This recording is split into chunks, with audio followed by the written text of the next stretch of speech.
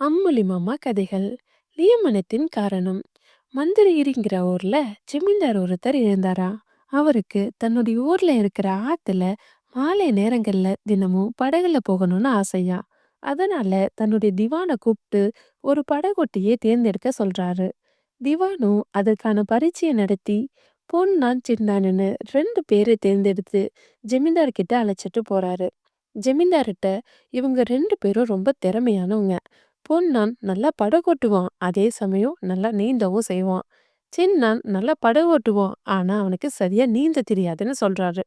ஜமீன்தார், சரி நீங்க போயிட்டு நாளைக்கு வாங்க. என் முடிவை சொல்றேன்னு அவங்கள அனுப்பிட்டு திவான்கிட்ட நாளைக்கு அவங்க வந்தாங்கன்னா சின்னான வேலைக்கு எடுத்துட்டுன்னு சொல்றாரு. அதை கேட்ட திவானோ ஆச்சரியப்பட்டுட்டு சின்னானையான்னு கேக்குறாரு. ஆமா, சின்னான தான். ஏன்னா நல்லா நீந்த தெரியுங்கிறதுனால பொன்னான் அலட்சியமா படகு ஓட்டுவான். படகு கவிழ்ந்தாலும் பரவாயில்ல, நீந்தி கரைக்கு போயிடலான்னு நினைப்பான். ஆனா சின்னானுக்கு சரியா நீந்த தெரியாதுங்கிறதுனால படகு கவிழ்ந்தா கீழே விழுந்து தன்னுடைய உயிர் போயிருங்கிற பயத்திலேயே நல்லா படகு ஓட்டுவான்னு சொன்னாரு. ஜமீன்தார் எடுத்த முடிவு சரிதானா? இத பத்தி நீங்க என்ன நினைக்கிறீங்க அப்படிங்கிறத கமெண்ட்ல சொல்லுங்க.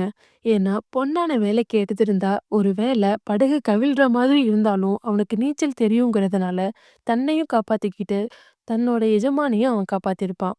சின்னானால அது முடியுமா? அதனால நீங்க என்ன நினைக்கிறீங்க அப்படிங்கிறத கமெண்ட்ல சொல்லுங்க. இந்த வீடியோ உங்களுக்கு பிடிச்சிருந்துச்சுன்னா லைக் பண்ணுங்க. இது போன்ற கதைகளையும், நாவல்களையும் கேட்க Tamil talk Tamil audio book சேனலை சப்ஸ்கிரைப் பண்ணுங்க.